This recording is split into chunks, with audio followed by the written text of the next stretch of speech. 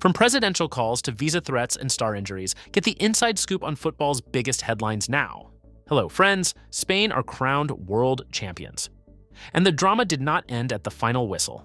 Trump reportedly called FIFA to reverse a red card, Argentina players face a visa ban threat in England, and Phil Foden commits his future to Manchester City until 2030.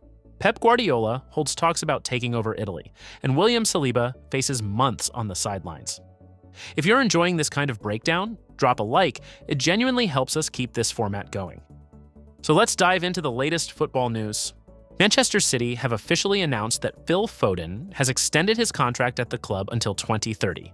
When that deal expires, Foden will have been at City for 20 years. The 19-year-old is the youngest ever starting center-back to win a World Cup, and the first defender to win the Young Player of the Tournament award. Morgan Rogers has completed a £117 million move to Chelsea, making him the most expensive British player of all time, surpassing the previous record held by Elliot Anderson by £1 million. The Real Madrid Rodri saga keeps shifting. According to the latest reports, the club are now back to being interested in signing the 30-year-old midfielder after a back and forth of contradicting reports. FIFA generated more than $13 billion from the 2026 World Cup, smashing its original forecast of $11 billion, making it officially the most profitable World Cup in history. Despite ongoing contract negotiations that have dragged on for over 12 months, Manchester United captain Bruno Fernandes has committed his future to the club following a record-breaking campaign. Argentina coach Lionel Scaloni acknowledged defeat graciously, stating, "We lost the World Cup final because Spain were the better team. We have to acknowledge that Spain played better." Spain's Gavi said he does not think Paredes and the Argentina players should be suspended, calling it part of football's more aggressive side and saying, "That's how the game has always been." Zlatan Ibrahimovic did not hold back on Paredes' attack on Gavi after the final, saying, "If I had been there, I would have headbutted him and been sent off. What he did was unprofessional." Roberto Fabian Ayala, part of Lionel Scaloni's coaching staff, expressed regret for pushing Dani Olmo after the World Cup final and confirmed he will apologize to him in person. Arsenal center-back William Saliba has decided against back surgery for his chronic back pain, opting instead for rest and treatment. The 25-year-old will be sidelined for months, cutting short his 2026 World Cup involvement.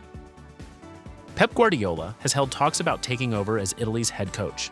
Italian Football Federation President Giovanni Malago confirmed that financial exceptions could be made for Guardiola, though he added the deal is not yet certain. Klopp has settled all key details and is set to sign his Germany contract until 2030, with an official unveiling in Frankfurt expected on Friday. Sven Bender is set to join as assistant with Peter Krawietz, and Pep Lijnders also expected on the coaching staff. The 40-year-old has agreed a one-year extension at Milan, finalizing terms on a new deal that will keep him at the club through the 2026/27 season. Chelsea are exploring the midfield market after seeing a £64 million bid for Alex Scott rejected. The club remain open to Enzo Fernandez signing a new contract, though a £120 million offer could lead to his exit this summer. According to Sport, Sergio Busquets is expected to return to FC Barcelona in a coaching capacity, aiming to become an assistant in the club's reserve team. There is currently no indication that Cristiano Ronaldo is planning to retire from international football. Portugal's head coach Jorge Jesus reportedly wants him to remain in the squad. A mural dedicated to World Cup final hero Ferran Torres, located in Barcelona's Gracia neighborhood and depicting him kissing the World Cup trophy, has been vandalized. CONMEBOL president Alejandro Dominguez, also a FIFA vice president, is pushing for the 2030 World Cup to feature 64 teams to mark the tournament's centenary, calling it a historic opportunity to dream big. In one of the most extraordinary stories to emerge from the 2026 World Cup, Ben Jacobs has exclusively reported that Donald Trump personally called FIFA President Gianni Infantino to request a review of Foden Balogun's red card during the tournament. According to the report, Infantino guaranteed he would look into the case. The call underscores the level of political involvement that surrounded this World Cup from the very beginning. Hosted across the United States, Canada, and Mexico, the 2026 tournament was always going to carry a political dimension. but a sitting US president directly contacting FIFA's president over a refereeing decision is unprecedented in the history of the sport. The Balogun red card controversy had already generated significant debate among fans and pundits. The intervention from the White House has now added a layer of political pressure to what was already a contentious officiating moment, raising serious questions about the independence of FIFA's decision-making processes. This story feeds into a broader picture of tension around the tournament.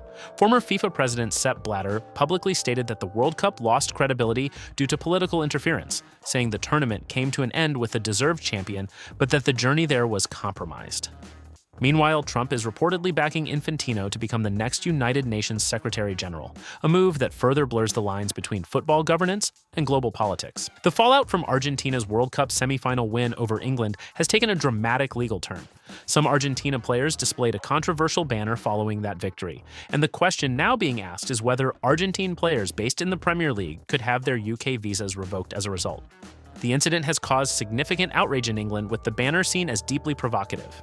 The matter has been escalated beyond football's governing bodies, with legal and immigration experts being consulted about whether the players' conduct constitutes grounds for visa action under UK law. The stakes are enormous.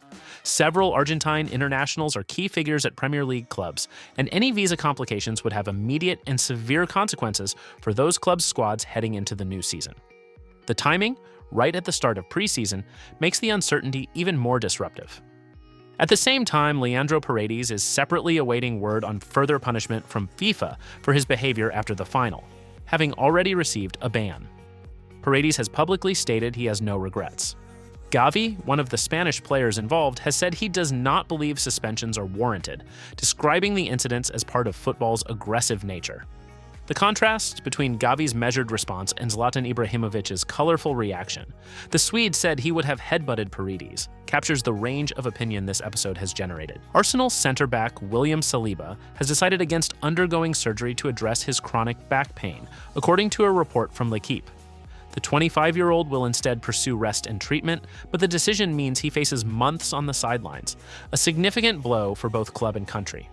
Saliba's World Cup was already cut short by the injury, with France eliminated in the semi-finals. The decision to avoid surgery is understood to be aimed at preserving his long-term health, but it does not offer a quick fix, and the recovery timeline will keep him out for an extended period.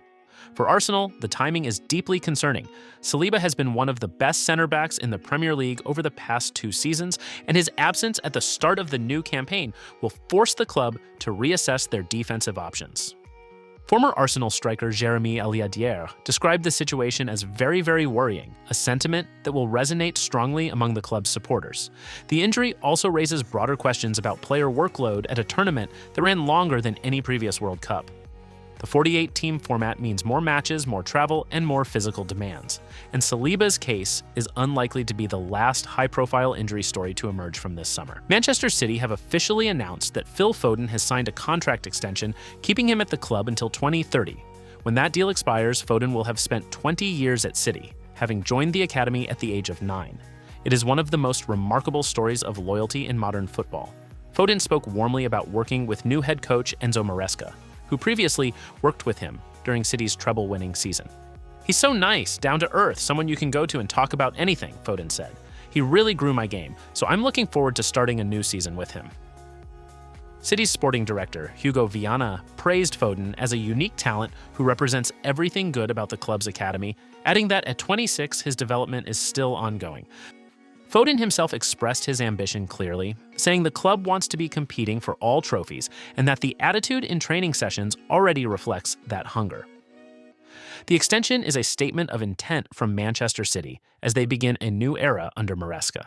Keeping their most homegrown star tied down long-term sends a clear message to rivals and to the rest of the squad about the direction the club is heading. Guys, don't forget to like, comment, and subscribe for more exciting football news. Stay tuned for our next video. Until then, take care and see you soon.